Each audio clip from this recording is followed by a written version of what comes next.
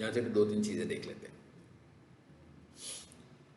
सबसे पहले ये कीवर्ड रिसर्च देखें। यहाँ पर कीवर्ड क्या आ रहा है, कीवर्ड ओवरव्यू, कीवर्ड आइडियाज़। हमें कीवर्ड आइडियाज़ चाहिए, हम इधर आए, ठीक है। अच्छा, अब यहाँ पर आकर वो क्या कह रहा है, कहता है जी डिस्कवर न्यू कीवर्ड्स। अब फॉर एग्जांपल आपका तो प्रोजेक्ट ही अभी शुरू हुआ, ठीक है। सो मैं ये कहता हूँ कि बेस्ट वो था क्या कर रहे थे पहला, किस टॉपिक पे हम काम, कीनिया वाला क्या था, गाड़ी का था ना, हाँ, यूज्ड जापानीज कार्स इन कीनिया। तो मैं कहता हूँ भाई कीनिया के लिए मुझे एक एसबीटी जापान है, एक एसटीसी जापान है। चलो एसबीटी को हमने पहले भी किया था, हम एसटीसी पे आ जाते हैं। मैं इस पे आया, ये इनकी वेबसाइट खुली है, इनको मैं यूआरएल देता हूँ, मुझे यूआरएल नहीं था पता इसलिए मैं इधर आया हूँ। और देखिए ये सब पेज के ऊपर हुई है एसईओ की, ये भी एक चीज़ नोट करें, है ना, सब पेज है ना। कौन सा पेज है, कीनिया व्हीकल्स। इसका मतलब क्या हुआ कि इनका पेज सिर्फ कीनिया का नहीं है, ठीक है, ग्लोबल पेज है। तो ये तो इनका कंट्री वाला पेज ही आ गया, तो इसकी एसईओ यहाँ। इसी तरीके से आपने भी जब आप कंट्री वाइज काम कर रहे हो, आप सिटी वाइज काम कर रहे हो, तो उसी तरह के आपके भी पेजेस बने होंगे। अच्छा, हम इस यूआरएल को कॉपी करते हैं, यहाँ लाते हैं, इसको लाके यहाँ पे पेस्ट करते हैं। मैंने यूआरएल तो नहीं किया, ये नहीं सा करना। ये तो कीवर्ड्स कह रहा था ना, क्या कहता है, 3 कीवर्ड्स ऐड करो तो मैं आइडियाज दूंगा। यहाँ है, मैं कहता हूँ वेबसाइट, ठीक है, वहां तो मैं कीवर्ड्स दूंगा ना। उसके बाद क्या कहता है, भाई मुझे बता दो कंट्री,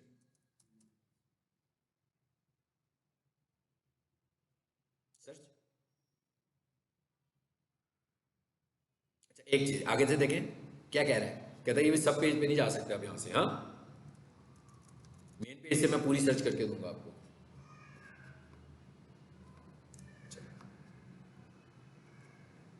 कीवर्ड वो भी इसी में शामिल है ना, सब पेज भी तो इसी का ही है जी। अब आप देखिएगा आगे, अभी काफी सारी सर्च हमारे पास आ गई है इसकी, कीवर्ड्स आ रहे हैं। यहाँ पर क्या आ रहा है, keywords, volume, CPC, CPC for cost per click, PD का मतलब पेड डिफिकल्टी, जिसको हम गूगल में जाकर कंपटीशन कह रहे थे, ठीक है। पेड डिफिकल्टी का क्या आ रहा है, 1, इसकी वैल्यू क्या है जी, 100, 1 to 100। क्या कहते हैं, estimates competition in paid search, the higher the number the more competitive. यानी कि इसका क्या मतलब, इसमें बहुत ज़्यादा कंपटीशन है। यानी इसका मतलब क्या हुआ कि अगर किसी का नंबर आ रहा होगा 40 और एक का नंबर आ रहा होगा 7, तो इसका मतलब क्या हुआ कि 40 वाली में कंपटीशन ज़्यादा है और 7 वाली में कंपटीशन कम है। अच्छा, आगे क्या लिखा हुआ, अच्छा ये क्या है, पेड कंपटीशन। इसका मतलब क्या हुआ, गूगल एड्स, ठीक है, नॉट एसईओ। एसईओ के लिए जो इसका होगा वो एसईओ होगा ये। अब आप नोट करें, कीवर्ड एक ही है, यहां पर कोई कंपटीशन नहीं है, यहां पर कंपटीशन है। अच्छा, यहां पर ये इंपॉर्टेंट बात है बड़ी, 1 month, 2 month, 3 month, 2 month, 1 month, 4 weeks, इस तरह के मैसेजेस होंगे। इसका मतलब क्या होगा कि बहुत ज्यादा फ्रेश रिजल्ट नहीं है, इसीलिए हम पेड टूल्स को बहुत ज्यादा कंसिडर नहीं करते।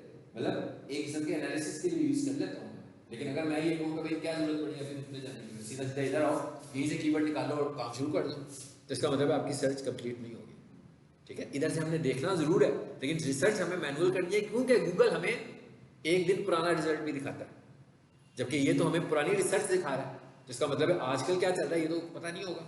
अब ये खुद हमें कह रहा है, हो सकता है 1 महीने से भी ज्यादा हो, में भी ये शो करेगा 1 महीने का पुराना रिजल्ट है ये वाला, कह रहा है इतनी देर पहले ये अपडेट हुआ। अब मैं क्या करूंगा, ये मुझे कीवर्ड्स मिल गए, अब मेरे पास ये लाइसेंस वर्जन है, तो ये क्या लिखा है जी, एक्सपोर्ट टू सीएसवी, इस पर आए, export on.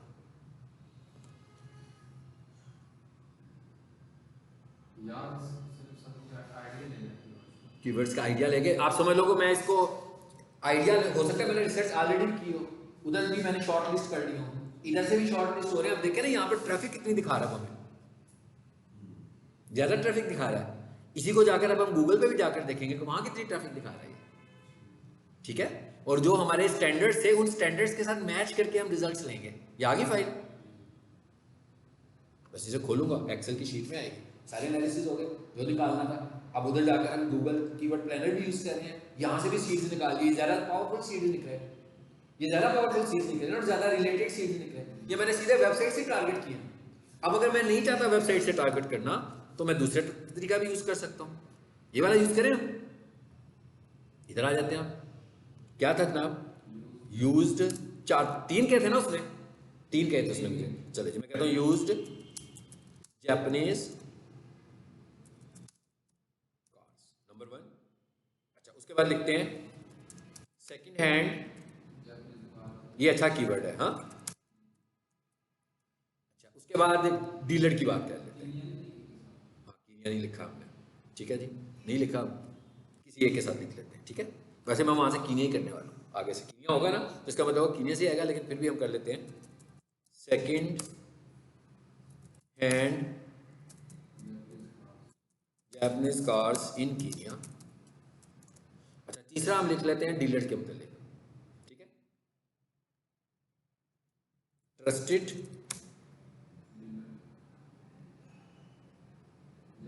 Japanese car dealer. हमारा कीवर्ड तो ये, हम तो उसे सीडी दे रहे हैं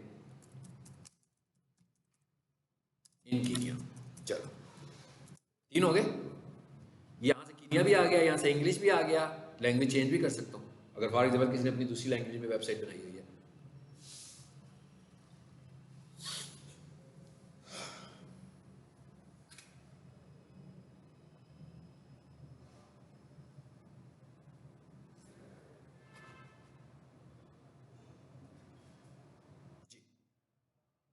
क्या लिखा हुआ है जी? यूज जापानीज कार्स 260 वॉल्यूम है, कंपटीशन आ रहा है, ठीक है। इसको दिखाया उसने, इसका वॉल्यूम है ट्रस्टेड जापानीज कार डीलर इन कीनिया, कह रहा कुछ भी नहीं है भैया, इसको नहीं कोई ढूंढ रहा हाँ।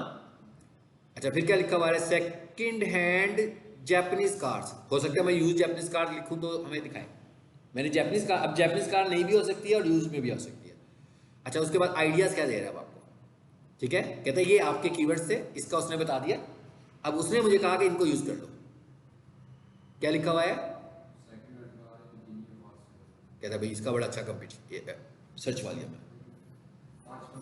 हाँ और देखो कितना पुराना है, ठीक है ना। अब इसका मतलब क्या हुआ, मुझे मिल गया, अब मैं गूगल पे जाकर इसकी सर्च करता हूँ और गूगल के अंदर अगर फॉर्मूला भी पड़ा था के आई, उससे भी जाकर कैलकुलेट करूंगा, फिर मैं इसको क्लिक करके उधर से जाकर सर्च भी करूंगा। सर्च पे जाकर, सर्च किसे बोलते हैं? Search engine result page. Google पे जाऊंगा, ये वाला कीवर्ड लिखूंगा, देखूंगा रैंक कौन कर रहा है। अगर तो तीन मेरे कंपटीटर्स आ रहे हैं, इसका मतलब है गुड इनफ, इस कीवर्ड को टारगेट करना चाहिए, मुझे भी करना चाहिए। चलो ये उनकी करेंसी आ रही है, ये कहता है ये इसकी गूगल ऐड इतने की चल रही है, इस कीवर्ड के अगेंस्ट इतने की चल रही है, मतलब इस कीवर्ड के ऊपर इतनी कॉस्ट आ रही है कि कोई बंदा गूगल ऐड चलाएगा तो एक बंदा ये सर्च करेगा, तो जब उसकी वेबसाइट ट्रिगर होगी तो उसको इतनी कॉस्ट आएगी। ठीक हो गया जी, इसको भी सेव कर लेते हैं। सर अगर कोई बंदा अपनी वेबसाइट के अंदर एक कीवर्ड यूज कर रहा है तो हम भी सेम कीवर्ड यूज कर सकते हैं? करना ही हमने सेम है, मैं कर, ये देयर इज नो डुप्लीकेशन, ये नहीं डुप्लीकेशन, अगर ये डुप्लीकेशन नहीं, डुप्लीकेट भाई ये हम ढूंढ ही नहीं रहे हैं, डुप्लीकेट वर्ड्स ही तो ढूंढ रहे हैं। मतलब keyword research is a duplicate research, कि भाई कौन सी ऐसी रिसर्च है जिसको गूगल कह रहा है कि ये वो वर्ड है जिसके अगेंस्ट मैं आपको सर्च करके दूंगा, तो भाई सारे वर्ड तो उसी वर्ड को ढूंढ रहे हैं, यानी सारे उसी वर्ड को ढूंढ रहे हैं। लेकिन अगर मेरा पूरा पैराग्राफ ही इनकी वेबसाइट का होगा, मेरा 3 पैराग्राफ इनकी वेबसाइट के होंगे, फिर पकड़ेगा ये कॉपी हो गया, ठीक है, कीवर्ड्स नहीं कॉपी। इतनी डुप्लीकेशन वो अलाउ भी करेगा। फॉर एग्जांपल वो आपकी वेबसाइट का आपका डुप्लीकेट चेक लगाया, तो उसने कहा कि जनाब ये आपकी वेबसाइट जो है ना वो 15% कॉपी है, 20% कॉपी है इसको, ओके कोई बात नहीं है, वो जो कॉपी देखेंगे हम जाकर ना तो वो कुछ वर्ड्स ही होंगे। अब अगर फॉर एग्जांपल वो मेरे कीवर्ड हुए, मैंने कहा ये क्या होगी, कॉपी होगी, निकाल लो इसको, तो कीवर्ड टारगेटिंग खत्म है, कीवर्ड टारगेटिंग ही खत्म हो जाएगी, फिर तो यूनिक टारगेटिंग हो जाएगी, जिसको मैं तो कीवर्ड कह रहा हूँ, लोगों के लिए वो कीवर्ड नहीं है। तो जी ये भी चीज हमारे पास हो गई, ठीक है। एक चीज और कर लेते हैं, वो क्या है, वो बेशक हमने आगे जाकर पढ़नी है, लेकिन वो मैं पिछली क्लास में स्टूडेंट्स को बताने की कोशिश कर रहा था तो नहीं बता पाया था। बैकलिंक्स, ठीक है, ये क्या लिखा हुआ है जी? Backlinks, backlinks opportunity. इसका क्या मतलब है? इसका मतलब है कि मेरा जो कंपटीटर है उसने बैकलिंक्स लगाया, ठीक है, अभी लिंक बिल्डिंग पढ़ोगे और ज़्यादा क्लियर हो जाएगा। तो मैं ये चाह रहा हूँ कि मेरे कंपटीटर ने जो बैकलिंक्स लगाए हैं मुझे मिल जाए वो, ताकि मैं भी उनको अटेम्प्ट करने की कोशिश करूँ और मैं उनसे उनको इंटरेक्ट करूँ कि भाई मुझे भी आपकी साइट के ऊपर बैकलिंक लगाना है। क्योंकि लाजमी बात है, जब मुझे ये तो पता लग गया ना कि कहाँ कहाँ लगाने चाहिए, क्योंकि मेरे कंपटीटर से मुझे अंदाजा हो गया, तो अब मैं अपॉर्चुनिटी लेने लगा हूँ। तो क्या कहता है enter your domain, enter competitor. चलो जी, मैं कहता हूँ मैं देख इसको रहा हूँ STC जापान को, और सपोज कर देता हूँ कि मेरा कंपटीटर है बी फॉरवर्ड। बी फॉरवर्ड ये भी एक वेबसाइट है, हाँ ये जापान की है। देखो भाई JP आ गया ना, इस पर क्लिक करें, मैं इसका URL दे देता हूँ। यानी इसका मतलब क्या होगा कि मैं कह रहा हूँ भाई मुझे बताओ तो सही क्या हालात है। मैंने कहा ये मेरी वेबसाइट है भाई, मेरी तो अभी है ही नहीं ना, ठीक है, लाइव ही नहीं हुई अभी तक, तो मैं डमी दे देता हूँ कोई, और मैं कहता हूँ भाई दिखाओ मुझे टाइप डोमेन, ठीक है जी। क्या कहता है एक्सक्लूड सब डोमेन, के सब डोमेन के अंदर तो नहीं जाना आपने। मैं कहता हूँ नहीं जाओ, जहाँ जहाँ जा सकते हो। मे बी उसने सब डोमेन में जाकर टारगेटिंग की हो।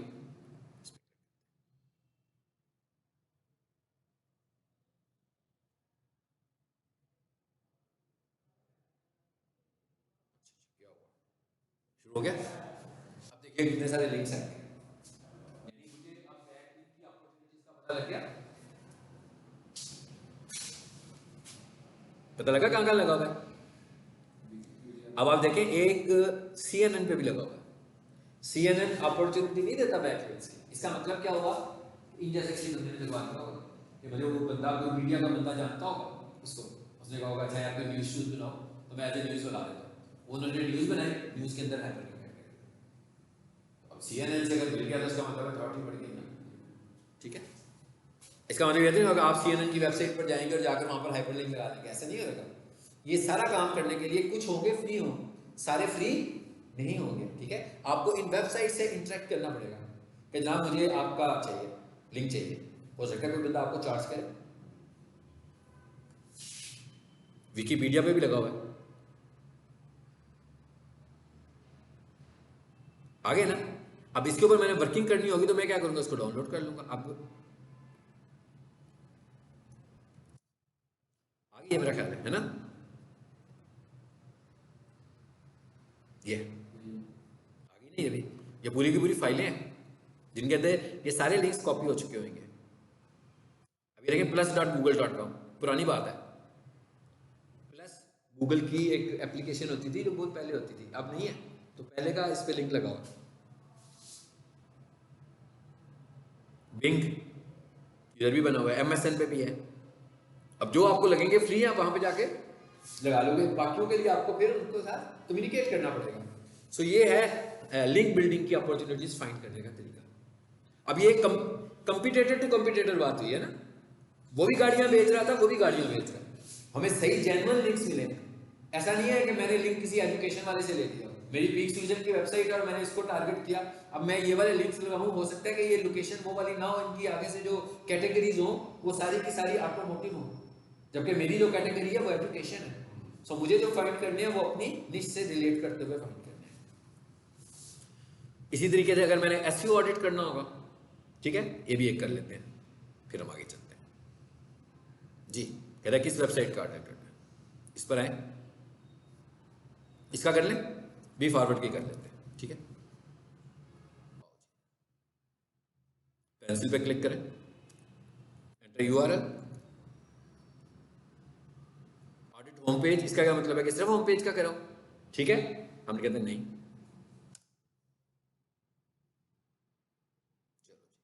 ये अब इसका इंतजार नहीं करते, से करने देते हैं बैकएंड पे जो करता है, ठीक है। जब इसका रिजल्ट आएगा तो देख लेंगे। अब हम आगे चलते हैं। अब हम बात आगे स्टार्ट करने लगे हैं और आज का एक टॉपिक कवर करते हैं। PDF फाइलें आपसे शेयर की हुई है मैंने कि नहीं ग्रुप में, काम करते हैं। ये मैं सारी ही कर रहा हूँ, मे भी कुछ हम डिस्कस करें, कुछ इससे रिलेट ना कर रही हूँ, लेकिन डिजिटल मार्केटिंग से रिलेट कर रही होंगी, ठीक है। तो मैं सारी ही ग्रुप में आपके ना ऐड कर देता हूँ स्टेप बाय स्टेप, ठीक है। खुला हुआ है ना मेरा WhatsApp, okay okay okay okay okay. कहाँ पर हैं आप, PSLM पहचानिएगा यार अपना ग्रुप। ये भी नहीं है ना, ये तो नहीं है, जैन लिखा हुआ क्या लिखा है?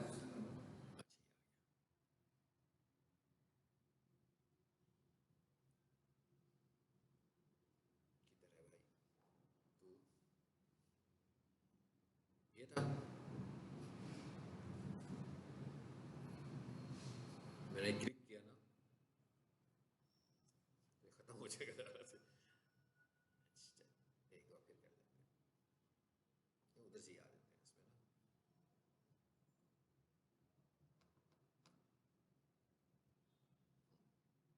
पीडीएफ,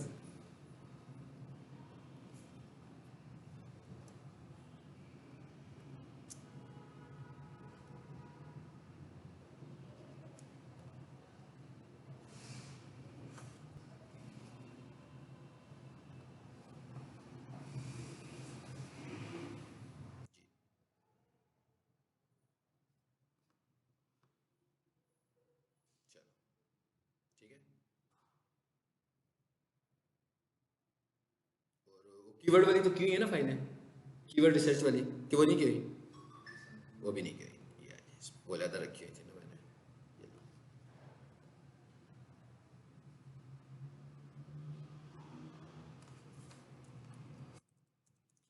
कीवर्ड्स, चलो ये कीवर्ड्स वाली भी आ गई दोनों, ठीक है। चलो अब आ जाते हैं वापस। और अब यहाँ से पहला ये वाला टॉपिक करते हैं, टाइटल ऑफ वेबसाइट। यहीं से शुरू करना था ना हमने, यानी अब हम क्या करने जा रहे हैं, अब हम ऑन साइट एसईओ को स्टार्ट करने जा रहे हैं। और हमने ये कहा कि भाई एसईओ करने के लिए on site SEO, technical SEO को हम इकट्ठा लेकर चलेंगे, ठीक है। और अब हम ये कह रहे हैं कि एसईओ करने के लिए हमें ज़रूरत थी पहले कीवर्ड्स की, तो हमने कहा भाई कीवर्ड्स हमने फाइंड कर लिए, अब हमने उसको एडजस्ट करना है। वेबसाइट पे कहाँ एडजस्ट करना है, यानी कि सबसे पहले हमने अपनी वेबसाइट का टाइटल देखना है, ठीक है। अच्छा, टाइटल की बात हम पहले भी कर सकते हैं जब हम HTML की बात कर रहे थे। अब हम ये कह रहे हैं कि भाई एक जो वेबसाइट होती है उसका जो टाइटल होता है वो कितना बड़ा होता है?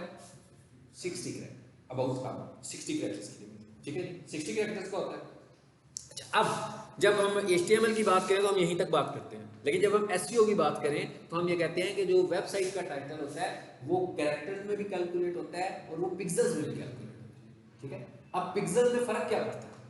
पिक्सेल्स में ये फर्क पड़ेगा कि अगर मैं माइक्रोसॉफ्ट वर्ड में लिखूं मोहम्मद अली एक लाइन में, और फिर दूसरी लाइन में कैपिटल लेटर्स में, फिर दूसरी लाइन में लिखूं मोहम्मद अली लोअर लेटर्स में, आपको पता है फर्क दोनों में क्या होगा? जो कैपिटल लेटर में लिखेंगे उसकी विड्थ और हाइट लोअर लेटर से ज्यादा होगी। इसका मतलब क्या होगा? अगर मैं उसको पिक्सल में सेव करूं तो जो कैपिटल लेटर्स वाली फाइल होगी उसके बाइट्स ज्यादा होंगे, और जो लोअर लेटर्स वाले बाइट्स होंगे उसके पिक्सेल्स, उसके बाइट्स कम होंगे। इसका मतलब है एक बड़ी फाइल बन गई और एक छोटी फाइल बन गई, तो पिक्सेल्स का रोल बहुत है। अब अगर इसी चीज को हम कंपेयर करें यहाँ पे आके, और यहाँ आता हूँ मैं लिखता हूँ कीवर्ड लिख रहा हूँ, कीवर्ड लिखा वेबसाइट में,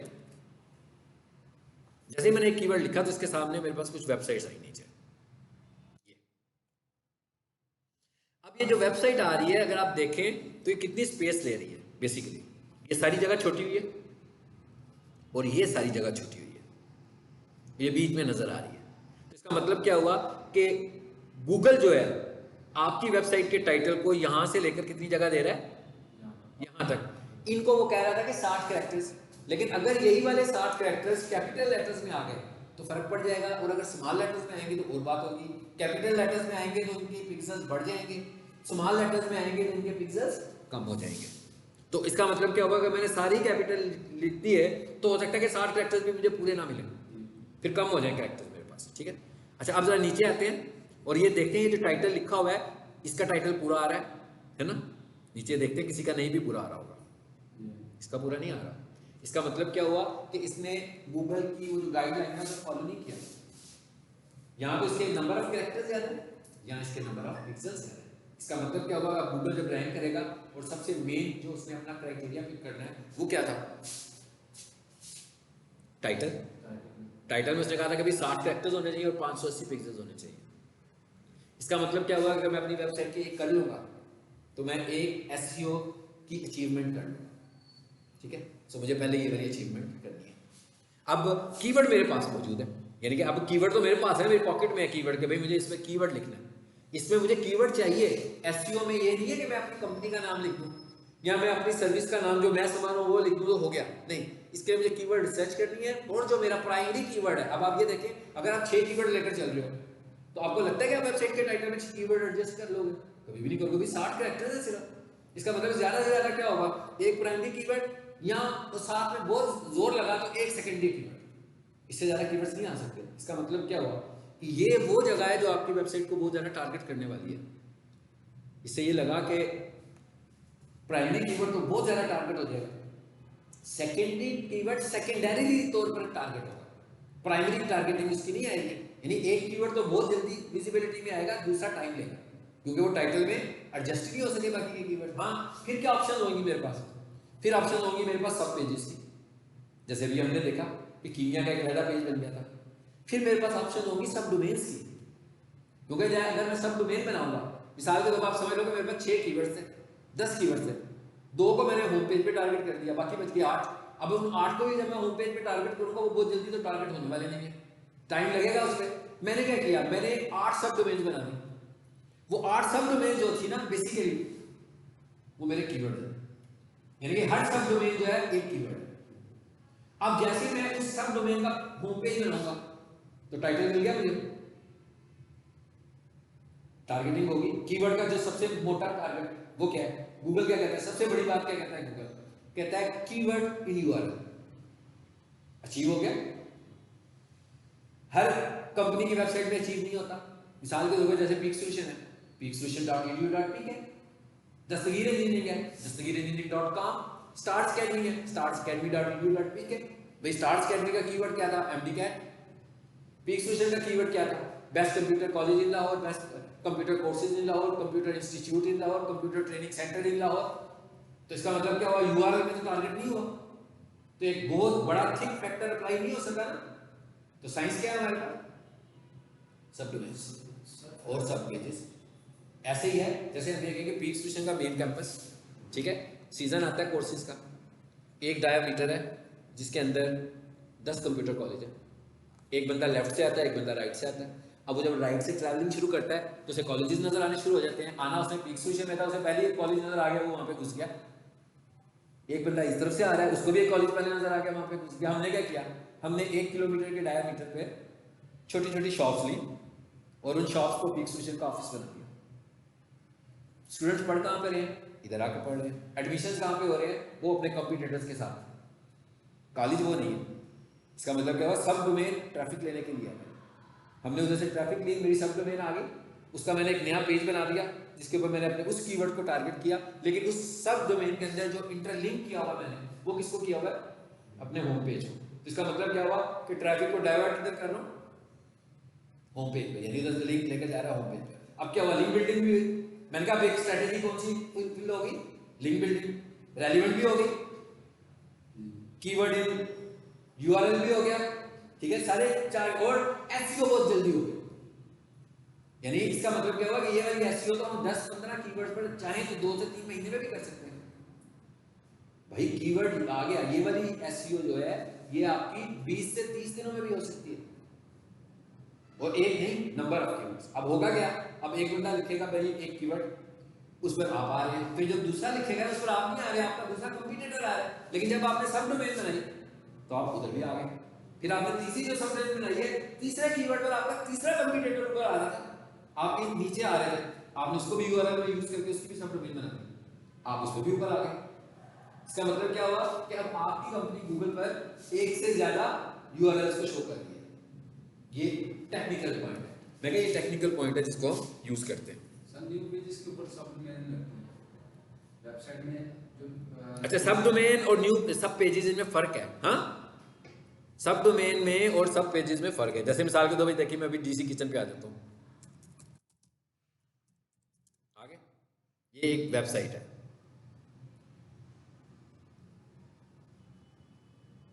ये देखिए, ये सब पेजेस है, ठीक है ना। मैंने कहा ये सब पेजेस हैं, और क्या लिखा मैंने, प्रोफेशनल किचन, सब डोमेन ज्यादा जल्दी टारगेट होगी, कीवर्ड लिखा ना मैंने, ठीक। देखें जरा वेबसाइट कौन सी आई है, डीसी किचन नहीं आई, डीसी किचन के अंदर बनी हुई एक सब डोमेन आ गई। अब ये कीवर्ड मैंने टारगेट कर दिया सब डोमेन से। दूसरे नंबर पर कौन सी वेबसाइट आई देखें, डीसी किचन की अपनी। अब अगर एक कंपैरिजन और करें कि जब रैंक होती है वेबसाइट तो टॉप प्रायोरिटी क्या है, मेन डोमेन के सब डोमेन? मेन डोमेन, सिंपल सी बात है। मगर मेन डोमेन किसी वेबसाइट को रैंक करने का एक क्राइटेरिया नहीं है, it is a one of the criterias. अब हमने क्या किया, एक क्राइटेरिया में हम नीचे गए। अब आप देख रहे हैं इसके केस तो लग रहा है कि डेफिनेशन गलत है जो हम डिस्कस कर रहे हैं। भाई ऊपर सब डोमेन आ गई है, नीचे मेन डोमेन आई है और उन्हीं की आई है। बेसिकली ये एक क्राइटेरिया, हम जो कुछ पढ़ रहे हैं ना एक एक क्राइटेरिया से पढ़ रहे हैं, और फिर बाद में जब हमने एसईओ करनी है तो हमने इन सारों को इकट्ठा कर देना है और गूगल में फिर देखना है कि हाँ भाई ये नंबर ऑफ क्राइटेरियाज किसके ज्यादा पूरे हो रहे हैं। जिसके ज्यादा पूरे हो रहे होंगे वो उसको रैंक करेगा। और वेट किसका ज्यादा है, देखें वेट किसका ज्यादा है, सबसे ज्यादा वेट है कीवर्ड इन यूआरएल। अब वो कीवर्ड यूआरएल में आ गया। और ऐसा भी नहीं है कि भाई स्टार्स एकेडमी की वेबसाइट हो और मैं उसके अंदर जाकर सब डोमेन प्रोफेशनल किचन की बना दूं। यहां से गूगल नहीं करेगा मुझे रैंक, गूगल मुझे रैंक करेगा उसी डोमेन के अंदर से।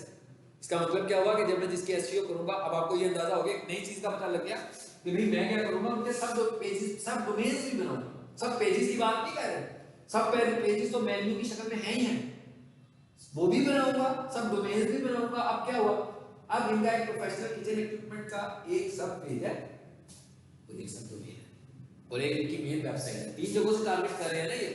जिस टाइम पर ये तीनों रैंक हो जाएंगे तो इसका मतलब क्या हुआ कि जब कोई बंदा कीवर्ड लिखेगा तो 3 वर्सेस 1, ऐसे ही है ना।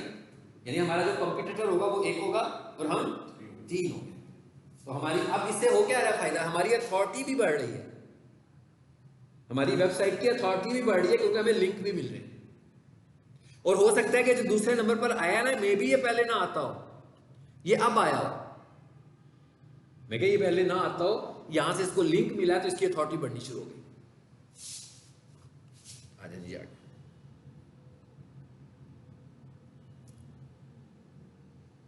जी अब आ जाए इसमें वापस। अब हमें पता लगे कितना बड़ा होगा।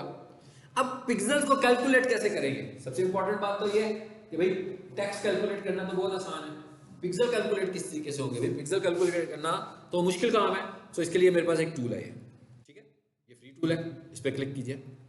ये टूल आपको सर्विसेज देता है कि भाई पिक्सेल्स बना लो।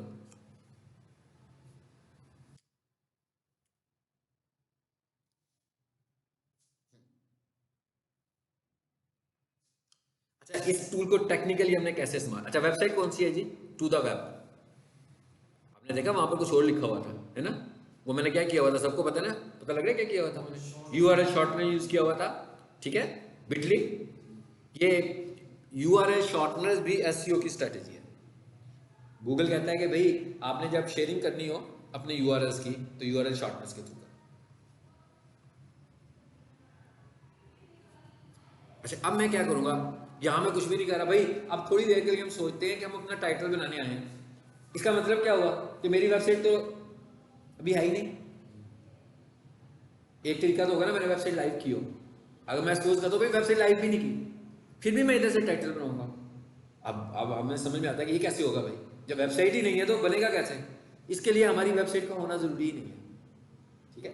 मतलब यहां पर मैं किसी भी वेबसाइट का नाम लिखूंगा, टाइटल बनाऊंगा, टाइटल को अकॉर्डिंग टू द लिमिट्स करूंगा और जाकर ऑफलाइन अपनी वेबसाइट में इसको पेस्ट करूंगा। यानी कि कोई शर्त नहीं है कि मेरी वेबसाइट होगी तो मैं उसी का ही टाइटल बना रहा हूं। इवन मुझे पीक सोल्यूशन का टाइटल बनाना है ना तो मैं दस्तगीर इंजीनियरिंग की वेबसाइट लिख लेता हूँ और यहां पर आकर टाइटल फिर अपना लिखूंगा। जब वो मुझे कहेगा ना कि भाई ठीक हो गया ये, इसकी विड्थ इन कैरेक्टर्स भी ठीक है और इसकी विड्थ इन पिक्सेल्स भी ठीक है, मैं उसे कॉपी करूंगा और ऑफलाइन अपनी वेबसाइट में जाकर पेस्ट कर दूंगा। यानी बताने का क्या मकसद है कि अभी कोई शर्त नहीं है कि जो वेबसाइट हो उसी को या उसी तरह की वेबसाइट को खोल के करो। अच्छा अब मैं यहाँ आया और यहाँ पर आकर मैंने लिखा, वही लिख देते नहीं, कोई आ रही होगी वेबसाइट MAPs, चलो इसी को लिख दिया आपने, लिख दिया। ये क्या कहता है, आई एम नॉट रोबोट, ठीक है, क्रिएट, ठीक है, आने लगा पेज टाइटल आ गया। आ गया जी पेज टाइटल, क्या कहता जी। अब आप देख रहे हैं इसमें क्या किया हुआ है हमने, इसका भी हमने 1 महीने एसईओ की थी और 1 महीने में ये रैंक हो गई थी इस कीवर्ड के ऊपर, ठीक है। बेस्ट एमईपी 1 महीने करने का नुकसान भी होता है, महीने के बाद क्लाइंट खुश होता है, कहता है बस बहुत हो गया काम, ठीक है, इतना ही करवाना था हमने, ठीक है, ऐसे नहीं होता होता है। बेस्ट एमईपी कंसल्टेंट्स इन पाकिस्तान, और दूसरा हमने क्या किया हुआ है, प्लम्बिंग डिजाइन सर्विसेज। अब ये सब कैटेगरी यानी कि सब कीवर्ड के तौर पर हमने 2 यूज कर लिए यहाँ, इससे ज़्यादा कर नहीं सकते थे। कितने पिक्सल्स आ रहे हैं, 554, प्राइमरी कीवर्ड यूज किया और एक हमने अपना सेकेंडरी यूज कर लिया। अच्छा, अब यूं भी हम कर सकते हैं, अब मैंने जो प्लम्बिंग डिजाइन सर्विसेज का सब पेज बनाया हुआ है ना, वहां पर जाकर उल्टा हो जाएगा, वहां पर प्लम्बिंग को मैं क्या कर दूंगा प्राइमरी, और इसको क्या कर दूंगा सेकेंडरी।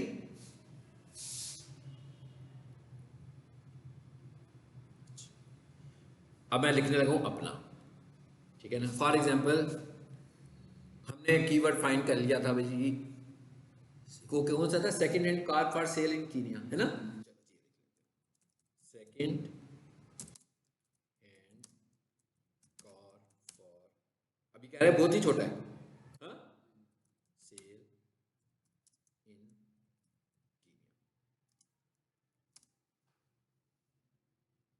सेकेंड हैंड कार था कि सेकेंड हैंड जैपनीज कार्स था, चलो जी हम कह देते हैं जैपनीज है। अब ये देखा जाए ना, ये 2 कीवर्ड्स भी बन जाएंगे, Japanese cars for sale in Kenya और सेकंड हैंड जैपनीज कार्स, ठीक है, बहुत सारे कॉम्बिनेशन इसके आ जाएंगे ना बीच में। अच्छा जी, second hand Japanese car for sale in Kenya, एक आ गया। अभी स्पेस है मेरे पास, used Japanese cars, used cars, चलो जी, ठीक है। अच्छा करता क्या ये, ऐसा भी करेगा, मैंने लिखा ना यूज्ड कार्स, लेकिन साथ में मेरा कोई और सपोर्टिंग वर्ड भी है पीछे, जैपनीज भी है, तो जब वो यूज जैपनीज कार्स को लिखेगा ना, तो वो कुछ मटेरियल यहाँ से पकड़ेगा और कुछ मटेरियल पीछे से पकड़ के इसको यूज जैपनीज कार करेगा, जब ये रैंक हो जाएगा। मिल गया मुझे, मैंने बना लिया जी टाइटल, इतनी सी बात थी, इसे किया Ctrl+C, और उसके बाद सपोज कर लेते हैं हम कहते हैं भाई ये फाइल है हमारी, एग्जाम्पल के तौर पर हम बात कर रहे हैं,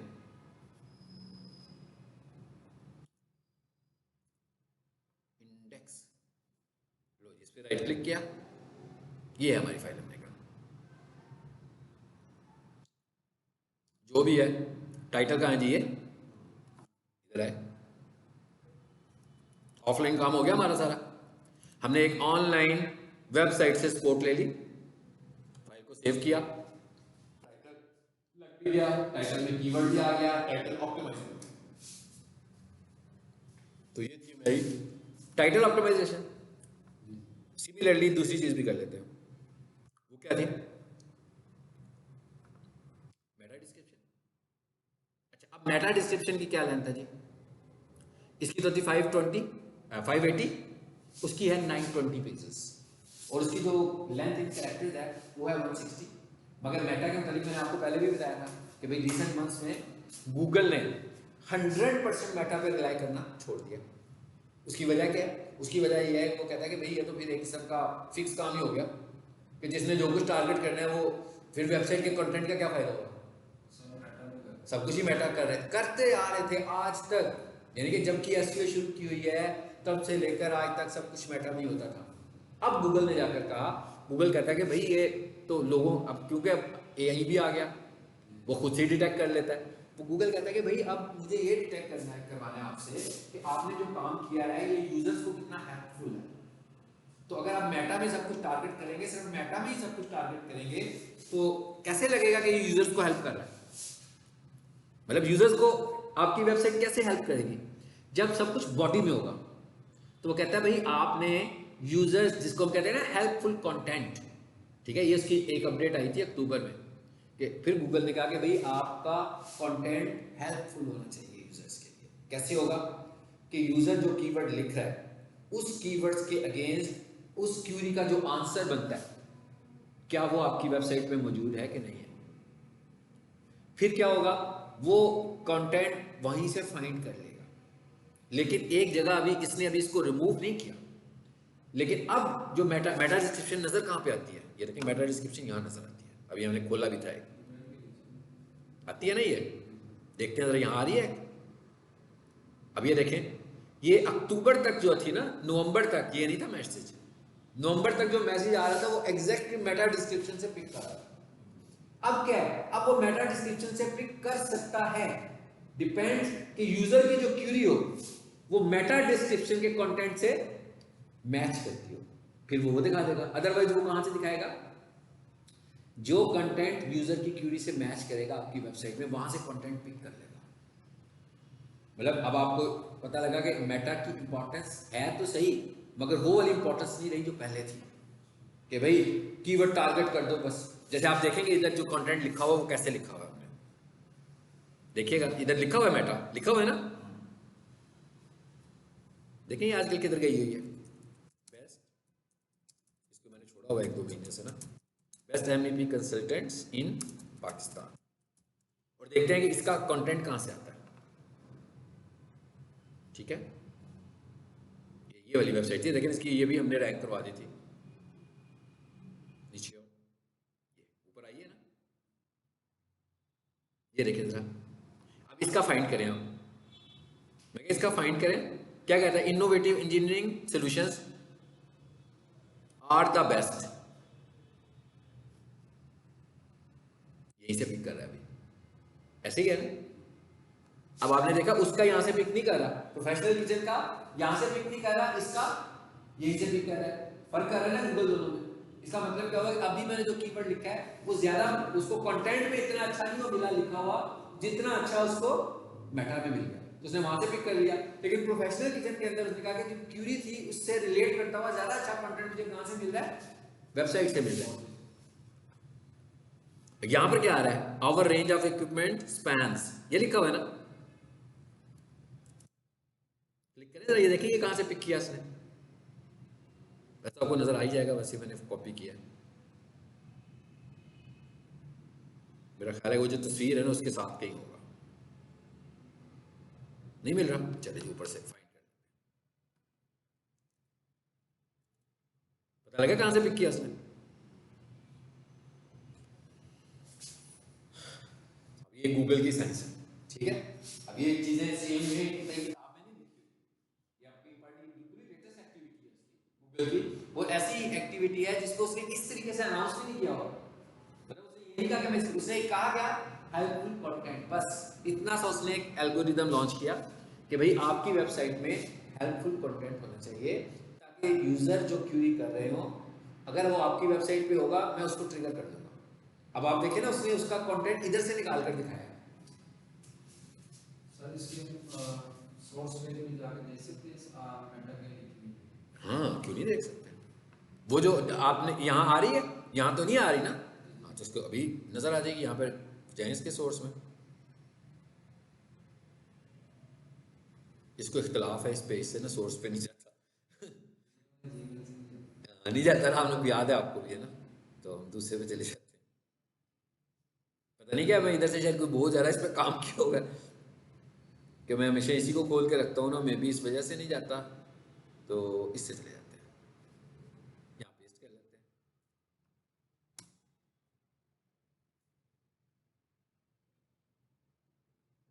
ये भी मैंने किसी क्लास में बच्चे को सिखवा कर उसी से करवाया हुआ काम, ये टोटल स्टूडेंट ने काम किया हुआ, मैंने सिर्फ इसको अपलोड किया था चेक करके,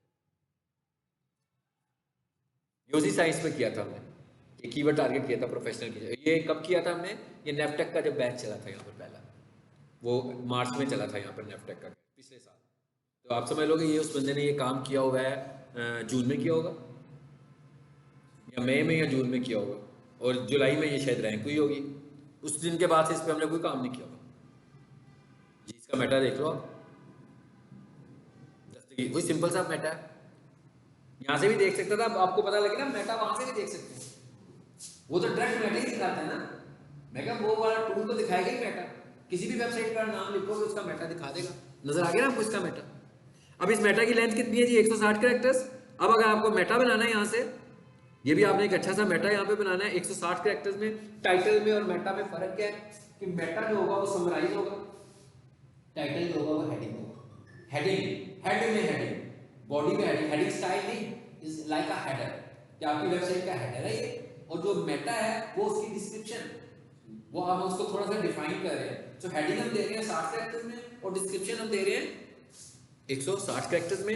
हेडिंग हम दे रहे हैं 580 पिक्सेल्स में मैक्सिमम, और डिस्क्रिप्शन हम दे रहे हैं 920 पिक्सेल्स में मैक्सिमम, इससे बड़ी नहीं देनी है, रेकमेंड नहीं करता हूँ, ठीक है। लेकिन अब ये हमें पता लग गया, इसके लिए मैंने एक टिकटॉक रिकॉर्ड किया था एक, मुझे याद, उसमें मैंने उसकी हेडिंग लिखी थी कि डेथ ऑफ मेटा डिस्क्रिप्शन, कि भैया मेटा डिस्क्रिप्शन नो मोर। अगर अगर आप ये समझें कि मेटा डिस्क्रिप्शन में लिख के आप कंटेंट टारगेटिंग कर रहे हैं, नहीं हो रही है, अब आपको कंटेंट अच्छा लिखना पड़ेगा, ठीक है ना। देखें ना, फायदा होगा ना इससे यूजर्स को, अब वो अपनी मर्जी से उठाएगा डाटा पूरी वेबसाइट में से, इसका मतलब है हमें कंटेंट भी अच्छा लिखना पड़ेगा अंदर जाके। अगर आपकी मेटा अच्छी होगी तो वो वही मतलब तो शो करवाएगा, अगर नहीं अच्छी होगी तो वो वेबसाइट। अच्छा, अब नहीं, मेटा में तो हमने एक सिंपल, हाँ, अगर आपका मेटा देखिए, आपकी मेटा डिस्क्रिप्शन 160 कैरेक्टर्स है, वो हर यूजर की पीडी से तो मैच नहीं कर सकता ना, तो आपको अपनी वेबसाइट के कंटेंट को इतना ज्यादा डिफाइन करना है। तो हमने कीवर्ड्स पढ़े थे, याद होगा आपको, LSI कीवर्ड, इसे हम बोलते हैं सेमेंटिक एसईओ।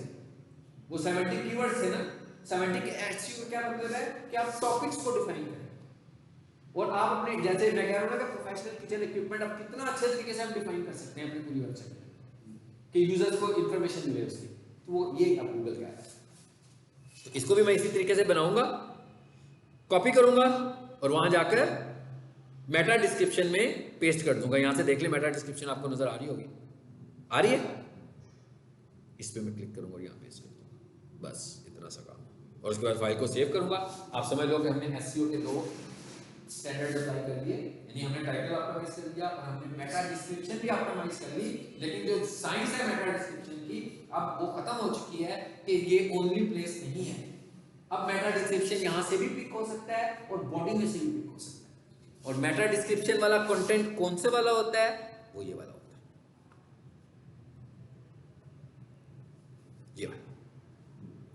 ये वाला हो सकता है, नॉट 100% कि यही वाला होगा, मतलब 100% नहीं है कि यही होगा, कोई और भी हो सकता है। अब ये देखें, ये सब वेबसाइट्स पहले की थी, इसके ऊपर हमने सिर्फ 1 महीने काम किया, तो इसके ऊपर ही आ गई। इसका मतलब क्या होगा?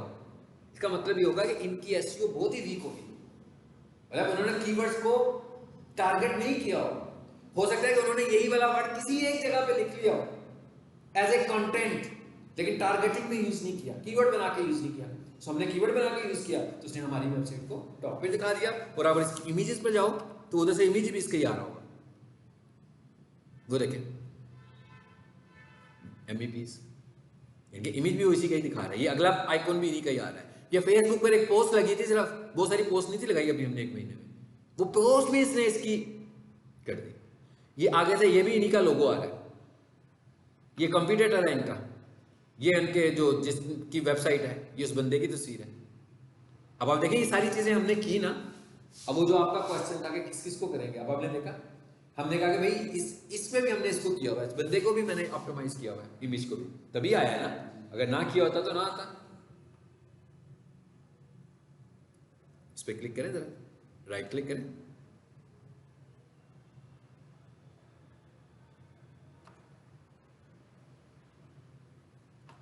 इसका हमने सिर्फ यही किया हुआ है। शाहिद असगर, आगे हमने इसकी कंपनी का नाम लिखा हुआ है। चलो जी, इनफ।